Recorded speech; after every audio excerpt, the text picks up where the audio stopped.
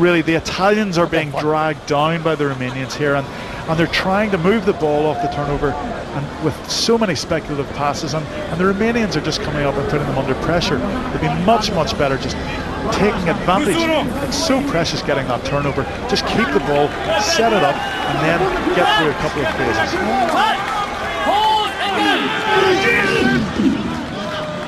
Griffin feeds. Parise picks up. As solid a scrummage as the Italians would have liked.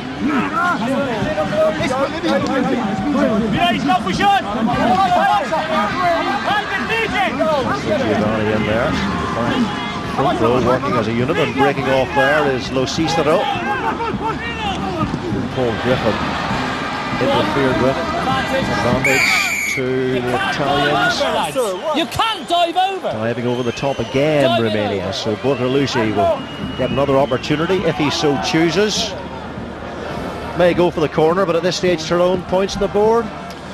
Yes, I think it'd be much better with 25 minutes on the clock, really just to try and get a bit more of a gap between the two sides, which reflects the difference in possession and territory. Really, 8 points is a fairly disappointing return for the advantage that the Italian side has had. So I would have thought really needs to be going for points. The Romanians, doing their best to make this a scruffy game, to make it as disjointed as they can, irritate the Italians, give away the odd penalty. Interesting, they have gone for the corner here. They obviously fancy their chances again. They almost scored a try off that previous line out in the 22, so maybe we see something similar. Very predictable that Bordalami would be the target. Here's Bergamasco, and coming in off the wing is Andrea Massi. Massi got Bergamasco inside him. Demoff with a good tackle there. Great cruncher coming across. A try saver, because if the offload had come in there from Bergamasco, the Italians would surely have been in again. A great cover tackle from the Romanian there. Just great defence, because almost the handoff work, got the offload, and Mirko Bergamasco is normally lethal from that distance, but great defence. Yeah, Bergamasco had 2 players in support and they were free. Here's Tonita, tackled by Bergamasco. A much better game so far than he had against New Zealand, when he really was put in his place in the early stages by Richie McCaw, but he's not the first or the last to suffer that fate. See Dumitras again, just shouting. I'm not sure if it's encouragement or frustration at his pack there, but Romania need to clear the lines and just spend a little bit of time in the Italian half and relieve the pressure. Fettuccine, I knew I'd call him Fettuccine eventually. Festuccia, sort of funny you'd expect to be served up with the bolognese sauce. Here's Griffin to Pez. Bergamasco again in midfield, a dangerous runner. Canale, the other centre, joins the drive, and Griffin gets the ball back, and it's Festuccia. And again the Romanians giving away the penalty, and Tony Spreadbury will be very tempted to go for his pocket soon, I think. No. Oh, I don't like that look in his face. No problem, I won't. To be honest, these professional fouls so far in this World Cup. Go straight into the side. Okay, go very careful. All right, thank you. Again, he's done it twice. That should really be a yellow card. In this World Cup, in the red zone as they call it, I don't think there have been enough usage of the yellow card when teams are committing those professional fouls. And there you see, really, they've had a go at the line out and the line out on the other side of the pitch, and now much safer option. Let's go for the 3 points, get 11 points distance, and go back and set up attack again. But Tony Spreadbury came in for a lot of criticism in the French game for not penalising repeated offside, and for guys coming in at the side and killing the ball. And it's interesting to see, really, it's been one of the things that he's picked up on particularly. And you just wonder whether he's been slightly stung by the criticism that he faced as a result of that France-Argentina game. Well, yeah, but also in that game, Ranchero probably could have been yellow carded twice, and he didn't give any yellow cards. And the Argentinians were committing many infringements, and were perhaps, in the view of many experts, fortunate not to have at least one man in the bin in that game in the opening match of the tournament. Bortolucci, it's high and it's wide, so your mate Pez may get the kicking duties reasonably soon. Bring on Pez. That's a much worse miss than his conversion attempt earlier on, which simply was a case of distance. And a wasted opportunity by the Italians. The referees in this tournament have been very, very hard on dangerous. And a wasted opportunity by the Italians. The referees in this tournament have been very, very hard on dangerous play, certainly in the sightings, but on the yellow cards, but not professional fouls in the 22.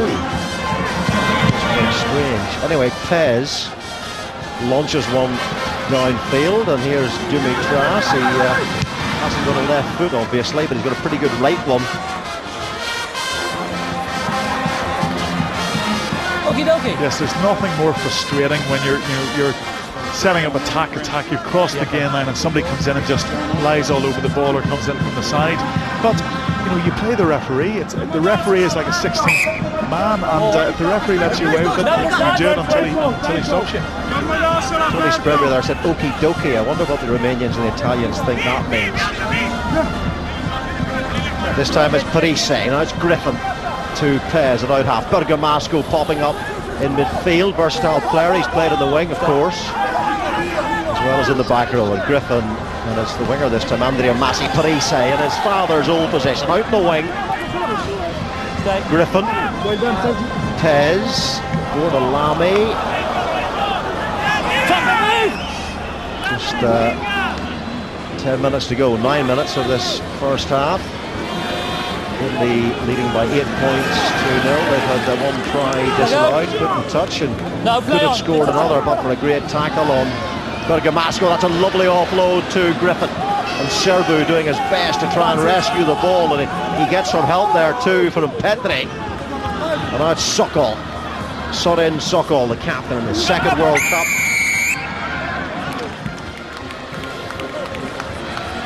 And the whistle's gone again. Penalty to Romania. That was a great effort by Serbu. Griffin had hit a great line and taken a short ball, but Serbu made the tackle and on his feet immediately, and just Griffin just refused to let go of the ball and had left his support behind slightly, and that gave Serbu enough time to create the penalty opportunity, and you can see this right boot certainly fancies itself from a long way out. He looks happy. Didn't get his fettuccine before the match, obviously. I thought you had to the gate. To the gate. Well, we know that Dumitras has the distance. You're not tackle. Come on,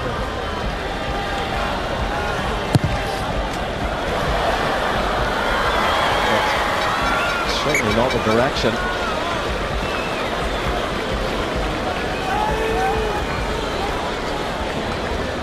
And that's a let-off again for Italy. I mean, Romania have offered very, very little, and yet have had 2 opportunities with the boot. And really, it's a case of Italy's feelings as opposed to what Romania have produced this evening, that Italy haven't scored more than 8 points this evening. Troncon doing some coaching from the touchline, brought back into the squad by Pierre Berbizier. Troncon thought his international career was over, but it's been resurrected, and that's Manta gets the ball to Porodianu, who's winning his 50th cap tonight, the Grenoble wing forward. And Serbu chipping the ball into space, and Robertson's going to have to be very careful here. Gathers it well, climbs to his feet well under pressure from Brezianu. Stay there. Stay back. Bind on, bind on. It's a crack, and Italy, they should be a lot further in front than they actually are. 8 points. They'll missed a few kicks, missed a few try-scoring opportunities. And that was good play by Robertson, because with the Italian defence so good on the fringes and coming up very hard on the outside, the Romanians just put the ball behind, and the ball bounced at the last minute away from Robertson, but well gathered, and the support got to him very quickly. Romania just trying to make this game as messy as possible for the Italians, and so far they're doing a pretty reasonable job of that. Not often legally, especially that fellow there, Tinku. He's lucky that he hasn't been shown the colour of his shirt.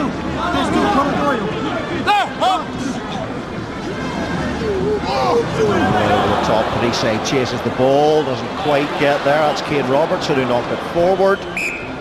knock on, scrum, Again, yellow. very poor play by Italy and Romania. I mean, Romania, that's fatal, the first attacking line-out that they've really had on that Italian 22.